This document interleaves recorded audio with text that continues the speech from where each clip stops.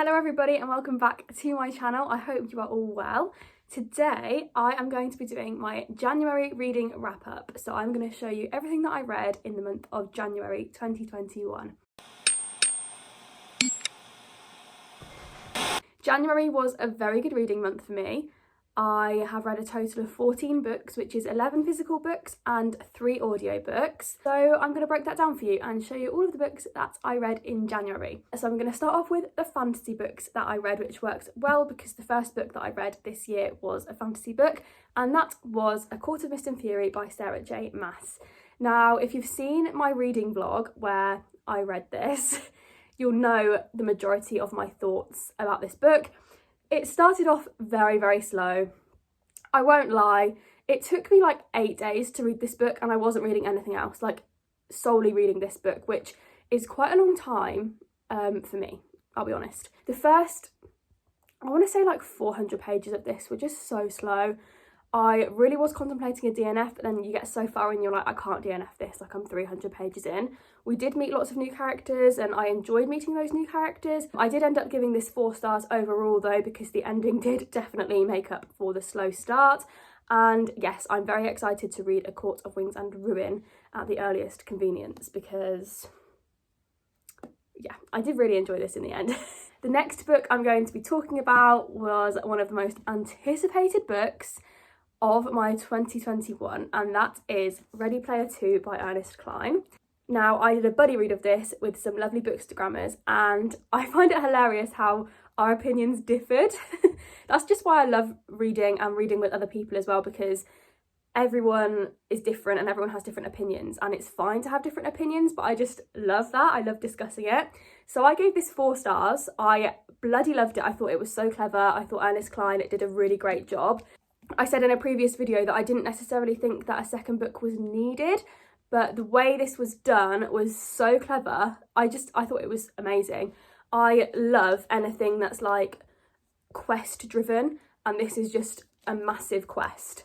I loved it. I do think the ending was a bit rushed. Like, there's a massive plot twist at the very end and it was a little bit rushed. But I really enjoyed the plot twist. I thought it was clever. Like I say, it was really cleverly done. But Lucy, who we buddy read this, did not enjoy it. She gave it 2 stars. But I think this book has caused a lot of a divide anyway in the book community. Like, some people love it, some people hate it. But me, I'm like, when's book 3 coming out then? Like, I want another book. I loved it. I thought it was really well done. There was a lot more character development in this one.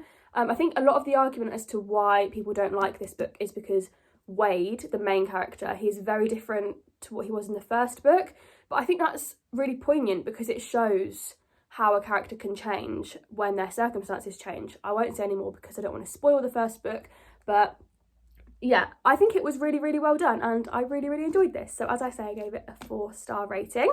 The next book I'm going to talk about, I actually read this last week. I read this with Soph, and it is From Blood and Ash by Jennifer L. Armentrout. Okay, when I say I was so apprehensive to read this book because the hype surrounding it is like ridiculous, but I think the hype for this one actually works in its favour because every single person that I have spoken to about it or heard speak about it has said the first 300 pages are a bit naff, but when you get to the halfway point it becomes phenomenal. So I was not expecting anything special from the first 300 pages. I went in very aware that the first 300 pages were going to be a bit naff. Well, I think everybody's wrong, because I think the first 300 pages were amazing and then the next 300 pages were phenomenal. That's what I think. I love the characters. I fell in love with Poppy. She is just such a strong female lead and we all need that in our fantasy books. I just think it's incredible. I love her. She made some questionable decisions, but when does the female lead in a fantasy novel not make questionable decisions? I love the way it was done. I mean, you can't get much more high fantasy than this.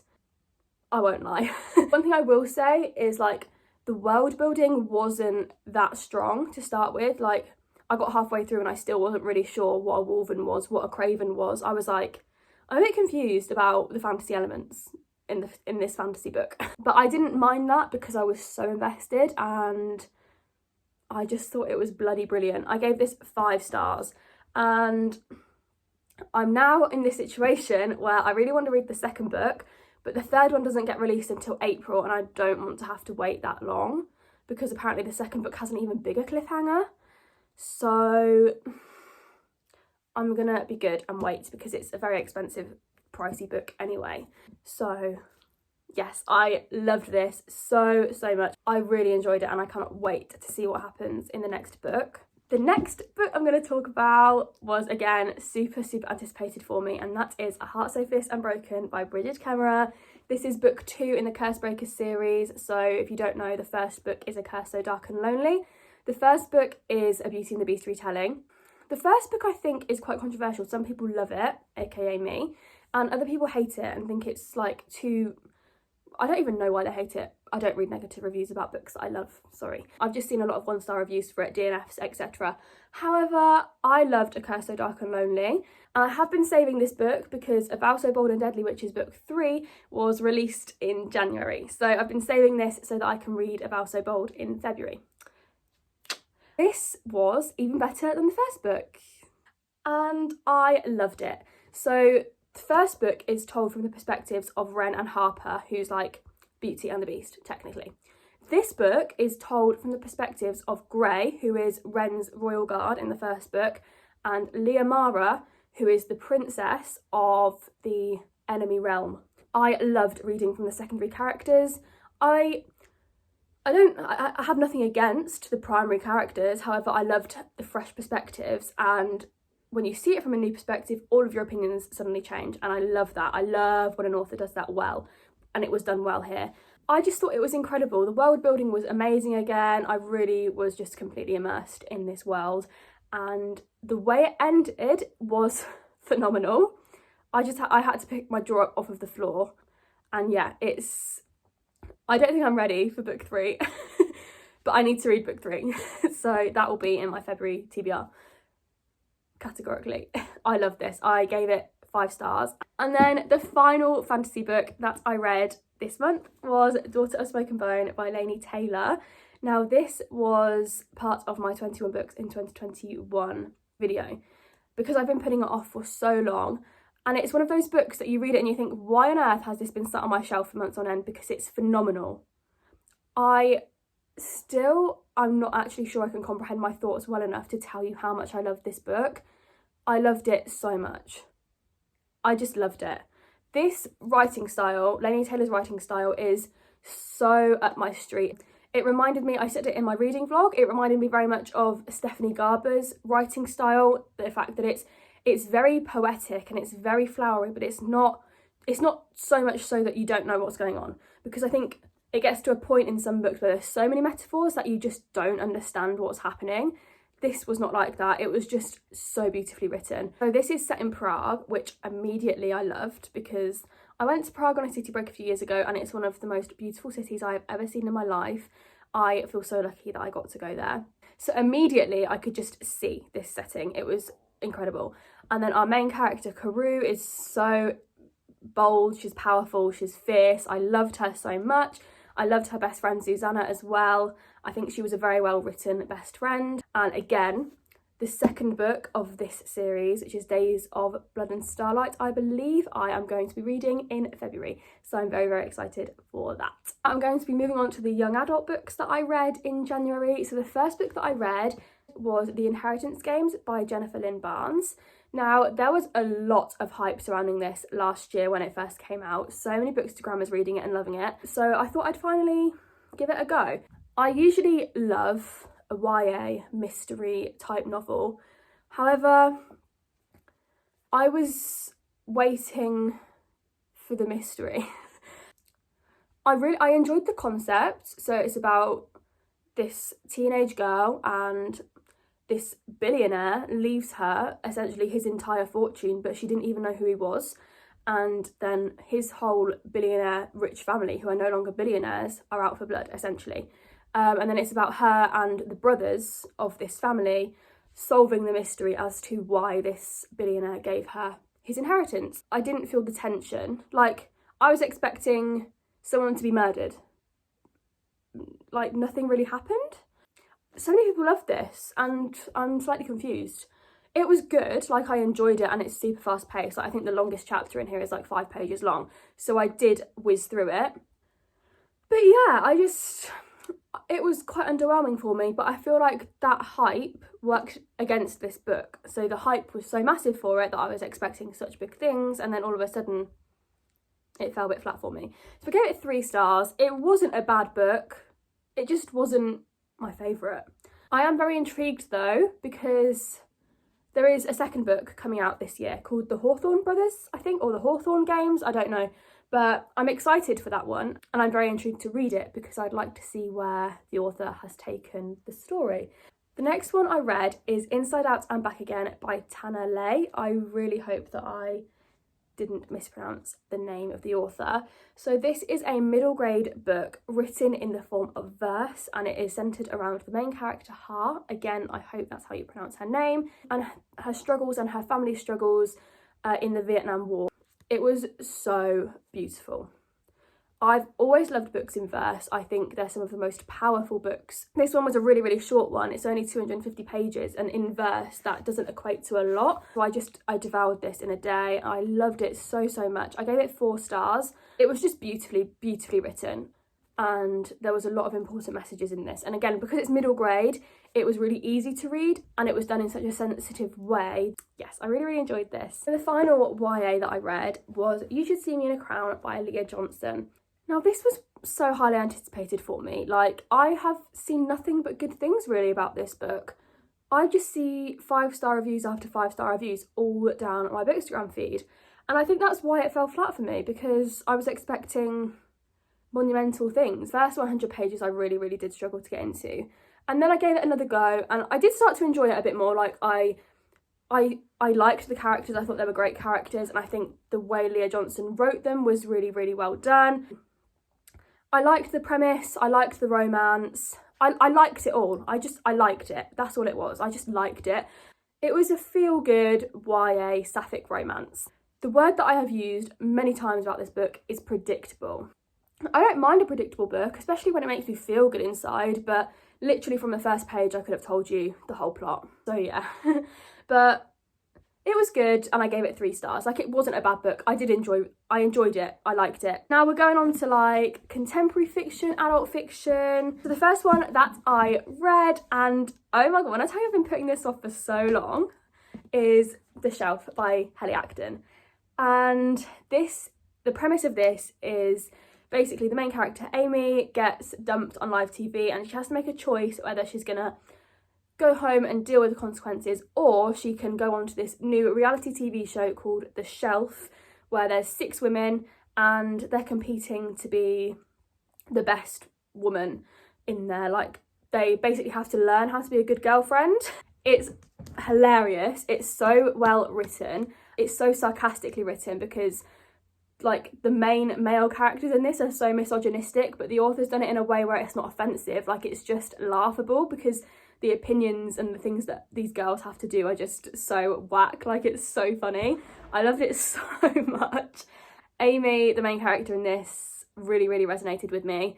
I was literally crying at the end of it because I loved it so much. It made me really emotional.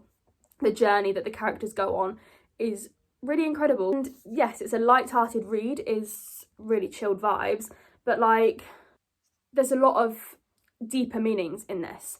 And I think Helly Acton did that really, really well. She did it in a light-hearted manner, but also, yeah, I was crying, so like, she did something well. This has been on my shelf for a long time, and I'm so, so glad that I picked this up. I gave this 4.5 stars. It just didn't quite have that 5-star thing for me, but it was incredible. Like, I loved it, and I devoured this in like 2 days. I read it in like 2 flat sittings. It was just so good.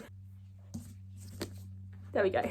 Now, the next book that I'm going to speak about, I actually finished yesterday, and that is An American Marriage by Tayari Jones. This, again, has been on my shelf for so long. I actually asked my mum to pick a book for me, and this is what she chose, and it surprised me, actually. So the first part of this book is really fast-paced, and it's really, really good. It goes straight in the action, and I don't know if you know the premise, but it's about a man and a wife, and he has been incarcerated, but he's not guilty, and they write letters, and he's in prison and she's at home. But he's in prison in a different state because they were visiting his parents, so she can't visit that often, and I really, really enjoyed the premise of that. However, parts 2 and 3 slow down significantly. Now, that's not to say I didn't enjoy them. I enjoyed the character arcs. I think it was beautifully written, and overall it was a powerful and an emotional read, and I enjoyed the way it ended. However, I gave it 3 stars overall because I found myself like, okay, I'm going to sit and read this now because I have to read it, and not because I wanted to necessarily. I did really enjoy this, and I thought the writing was beautiful. The last 2 parts were more of like a look into someone's life rather than like a story.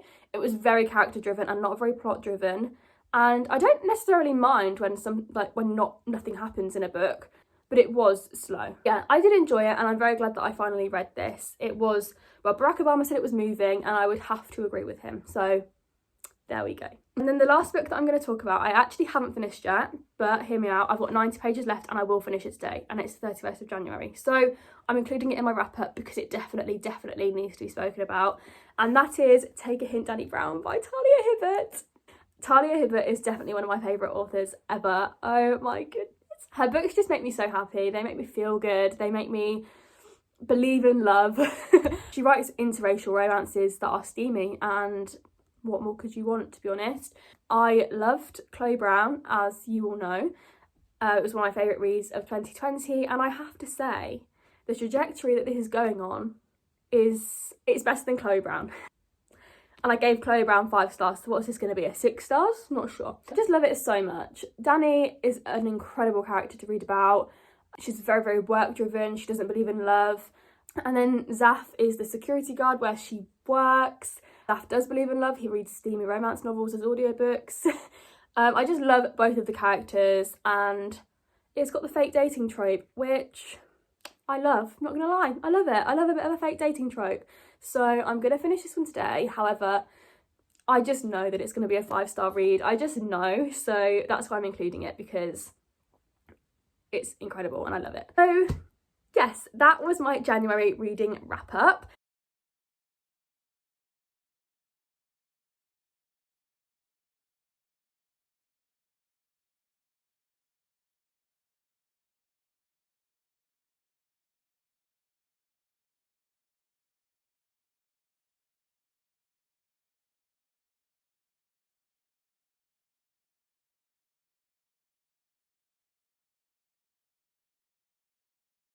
Let me know down below what your favourite book of January was that you have read. Thank you so much for watching. If you enjoyed this video, please give it a like and subscribe down below. It would mean the world to me, and I will see you in the next one. Bye!